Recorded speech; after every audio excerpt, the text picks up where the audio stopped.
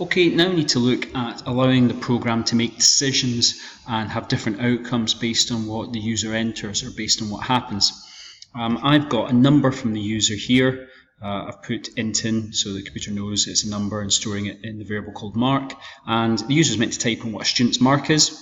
And now we've created this is called an if statement, where we've got a condition here. So if mark is greater than or equal to 50, then put a colon, and then what is indented underneath here will happen if this is the case. And then I've got an else statement here. You must have an else. Well, you don't have to have an else statement, but an else statement must have an if. So, and what will happen if this is not the case will happen here. If we just test it and then we can play around with the program a bit. What is the student's mark? Let's say it's 55, and it says that they pass. If we run it again, let's just say that it's 45, and it says that they fail. If I run it and I type in 50 right now, it says that they pass because we've said if it's greater than or equal to 50.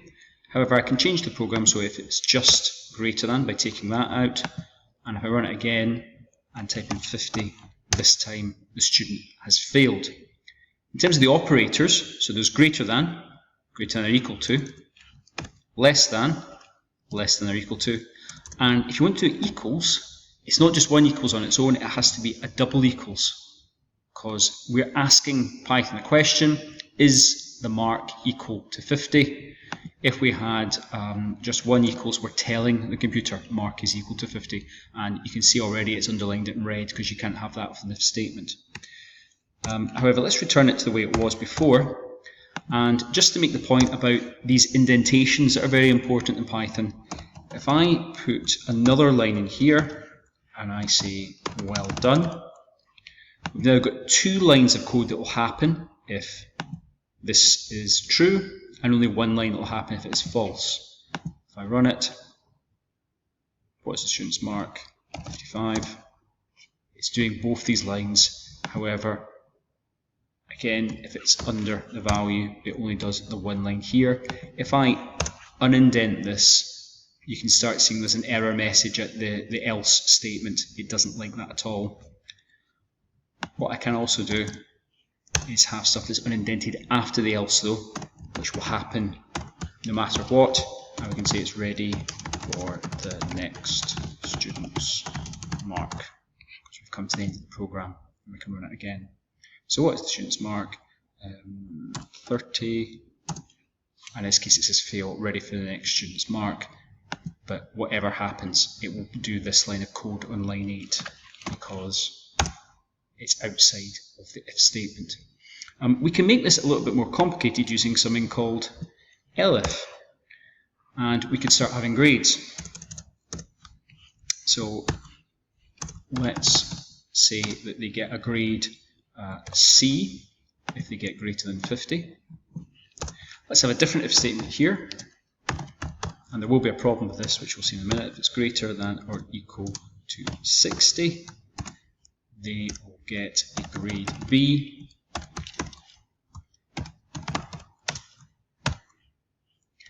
And finally, we will say if the mark is greater than or equal to 70, we're going to give them a grade A. Let's run this and test the program. And if I put in a C, no, that's not what I should be typing. I should be typing a number, shouldn't I? Let's put in 50, grade C. Let's now try it though for a B and see if it does what we're hoping for, or perhaps there'll be a problem. So let's put 65, which should give them a grade B. And we see they get a grade C and they get a grade B because it's running this code, and of course 65 is also bigger than 50, so they get given a grade C. It then runs this one, they get the grade B, obviously they don't get the grade A. If I run it again, I give them bang on 70, they get a C, a B and an A. So we need to do something to the program to deal with this, and that is called elif, short for else if. So if I put elif here and elif here, so if the mark is greater than or equal to 50, it will do this. It will, if that is not the case, it will check here. Now, let's see if this works. What is the student's mark?